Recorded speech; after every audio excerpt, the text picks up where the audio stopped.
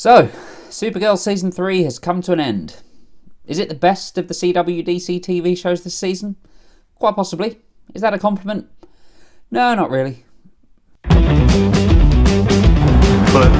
bunny back in the box. So when I was talking about Season 6 of Arrow, I said that the season started off pretty poorly, but in the last half-ish of the season, it clawed things back and ended well. Supergirl Season 3 is the complete reverse of that. It started well. It was doing a lot of things right, and then I think it was literally about the halfway mark, everything started to unravel, and it just ended on such a down note. For the most part, at least. There's a few bits of the finale that I will talk about that I did like, but as for the actual season arc as a whole, wasn't a great one in the end, and that's a real shame. So the villain this season was Rain, and Rain was the thing that had me excited about this year, because Rain was the sort of character, the sort of villain that I felt that Supergirl desperately needed. Not just Supergirl, all of these shows needed. They needed somebody like Rain. Somebody who was a force. Somebody who you genuinely thought was this villain who could literally tear down the hero that you weren't sure how they were going to beat. And Supergirl's had a problem with villains before. The Season 1 villain I can barely remember. Season 2 wasn't much better. I still think Season 2 as a whole is the better season, but as for the villain, there was nothing really special about them. They fixed that with Rain. I thought they did. It seemed like we were going really well, and the best thing about it was the character of Sam. Odette Annabelle was brilliant this year. She did such great work as both Sam and Rain. And the thing that really worked the most for me was that they were one in the same. They were the same person. You kill Rain, you kill Sam. I didn't want any harm to come to Sam because she was a nice character. She had a daughter, we got to know her. She was a sweet character. I liked her. At the same time, though, Rain was awesome. Rain was awesome in a horrible, evil way, but she was the sort of villain that I could get excited about. So that was working for me absolutely fine, and it got even better when you found out that she was one of 3 world killers. And I always forget to say this at the start of the video, but spoilers for Season 3 of Supergirl. So yeah, there was going to be 3 of them. It wasn't just Rain, there was Pestilence and another one that I can't remember the name of now, but yeah, 3 of them. How on earth is Supergirl going to stop them? That was what was going through my head, and there was that great episode at the mid-season finale as well, where Rain beat the crap out of Supergirl. That was such a good episode. It was such a, oh my god, moment to see Kara in this state, because we've seen her put through the ringer before, but we've not seen her beaten down like she was here. So yeah, how would she deal with 3 of them? It kept building up. It was building and building. What's going to happen? Then all 3 of them came in the episode Trinity, and 2 of them were killed off in that same episode and Rain absorbed the power.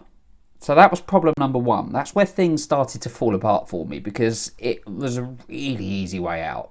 You've got 3 of them. You've got 3 beings that are ultra powerful, and you just take 2 of them out and put all the powers into one, and already you can see that they've tried to make it seem that Rain's more powerful now, but at the same time, no, you've taken 2 villains out of the equation, so it's going to make her easier to beat. But that's nothing compared to how they resolved the whole thing in the season finale. Absolutely nothing. They chose the laziest, cheapest, biggest cop-out way of dealing with this whole situation, on 2 levels, in fact. So, the first of which is separating Rain and Sam, so they become 2 different people. Really? Really? That's how you're going to do this? Any threat to Sam, which is the basis of this character of Rain, it's why she was such a good villain, is because she was also Sam. You don't want Sam to get hurt, but you want Rain to be stopped. It's such a great moral quandary. And they ripped that away in the last episode. So, if you kill Rain, Sam's fine. Doesn't affect Sam at all. I was so disappointed in that. It just took the wind. The wind had already been taken out of the season by this point. It had already started to go extremely downhill. But this was just kind of the icing on the cake. But not only that, they have Rain killed, and then Supergirl feels so bad about it, and that results in the deaths of some of her friends. So she does the Superman the movie trick and just goes back in time and fixes it. How did that work? I don't really know. It was very glossed over. I'm assuming evil Kara is something to do with that at the end, but that seems like it's more of a result of that stone thing that did it. I don't know. It was weird. It was wishy-washy. It was brushed over. It was far too convenient. And that sums up a lot of how they resolved this. They started it so well. They built it up so well, but they couldn't sustain the momentum. They couldn't sustain the storytelling. And I really wanted this season to be good. I really did, because we've been burned a lot this year. The Flash season 4 is one of the worst seasons of TV I've seen in a long time. Like, we're talking since Under the Dome.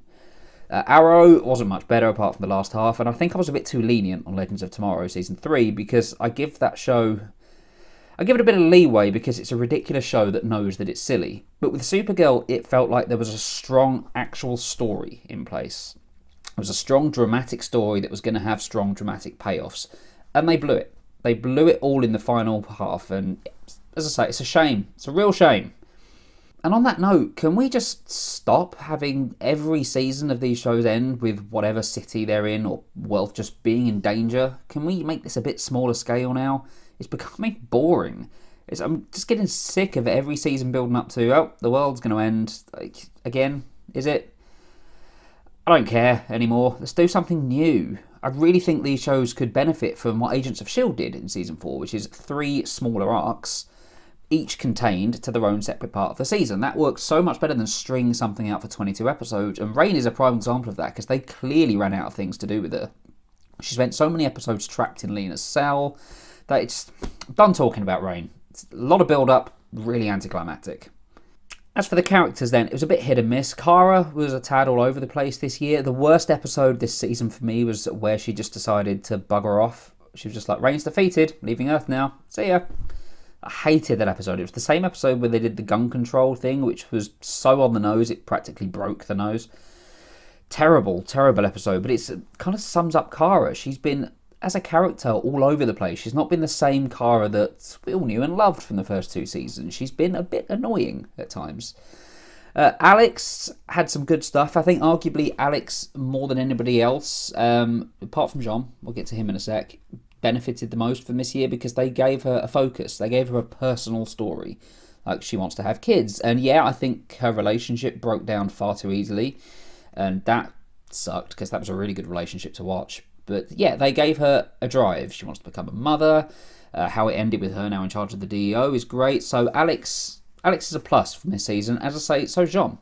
I loved the story with him and his father. I thought until the end it was done in a really nice way. Seeing Mars's version of Alzheimer's and watching this man degrade was really emotional stuff.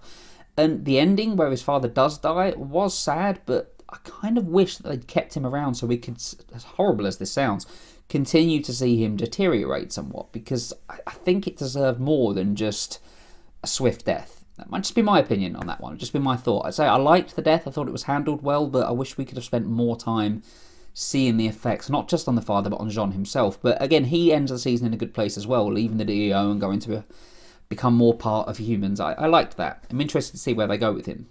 Mon-El, as well, is another one who mostly, yeah, I liked him this year. He was a standout character for me in Season 2. I'm not overly convinced that this was the right direction to go with him, but having him leave at the end makes sense.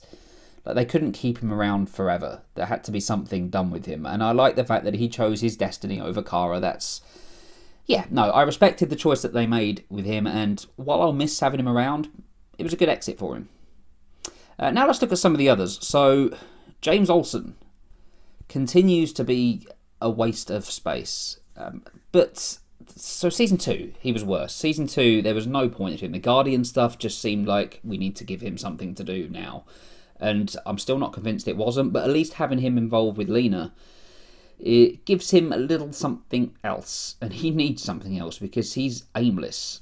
Very aimless. And now he's outed as Guardian. I'm curious to see where that will go in Season 4, but really he's a vigilante, so shouldn't he just be going straight to prison? I guess we'll find out. As for Lena, is everybody else a little bit disappointed that they're going down the typical Luther route with her? Like, after all this talk of I'm not like my family, it turns out she is like her family. She's going down a very dark path again. She's being secretive. She's doing all these sorts of experiments that will eventually lead her to the dark side. She's Lex. It's exactly the sort of thing we saw from Lex in Smallville. There's no difference here, and it's a shame. I wanted more for this character. I wanted her to actually be somebody different. The conflict with her and Supergirl as well just felt a bit forced. Like, there was so many moments, and I hate it when shows do this, where they have characters argue but not say the one thing that they should say that would resolve it. It was a big case of that here when these two were falling out. So that was a shame. Then there's Win. I said that James Olsen's been a waste of space. Win was worse. What's Win done? In the past couple of seasons, he had his episode with his mother this year, so he had his one episode throughout the whole season. Last season, he had an alien girlfriend, and I can't really remember what happened to her. But yeah, there's just been nothing done with this guy at all. He's been scenery. He comes in, makes a few quips, and does absolutely nothing. It's no wonder the actor wanted to leave. Win's no longer a regular. That's it. He's left the show. He'll probably be back sort of in a recurring way. So by Supergirl standards, once maybe in season 4. But I don't blame him for wanting to go because they've clearly had no idea what to do with Win. So while I think his exit storyline of off to join the Legionnaires was incredibly rushed in, like it was literally in the last episode of, hey, want to come join us? Okay, bye. It's for the best. So I like the actor. I like Jeremy Jordan a lot. He's very charismatic. He's very funny. But there was nothing they could do with Win now. They ran out of ideas seemingly from the start, so it was time for him to go. I don't know that Brainiac 5, or Brainy, whatever they call him now, is going to be a great addition. But yeah, we'll see. So I haven't got into absolutely everything from Supergirl this season, because this video is already running longer than I intended to anyway. But just for me, when I look back at this year, I'll just think of it as a year of missed opportunities, of a year of so much potential that was just squandered by not knowing how to give us a payoff. As I say, the ending was fine, like not of Rain, I hated that, but the ending of the season overall set up a lot of interesting things for season 4, like Evil Kara, if that's what she is. I'm curious to see where they'll go with that. So, and the Guardian stuff, as I say, should go to prison, but it set up things nicely for season 4. But if the CW DCTV universe has taught us anything, it's that season 4 is normally where things go terribly, terribly wrong. Arrow season 4, The Flash season 4, both awful. I am really, really worried about Supergirl and Legends next season because, yeah, season 4, not a good year for these shows at all. So this review's just touched on a few bits of season 3. I haven't gone into absolutely everything, so it would be a very long video if I did. But I'm going to give Supergirl season 3 a 6 out of 10. What did you think of the season? Let me know in the comments. I might do a few more TV reviews for other shows that have finished earlier on. Like I've just finished The Orville, for example, and there are some things I want to say on that. The Gifted is another one, but let me know in the comments. Do you want me to do more TV reviews? Should I stick to more movies? Like I'm still very much new to this channel, so I'm figuring out what works, what doesn't. So I'll need input from you guys to let me know. You can follow me on Twitter at JoePJulians. Get in touch there. Hit like and subscribe on this video if you did enjoy it. And thank you very much for watching, and I'll see you on the next video.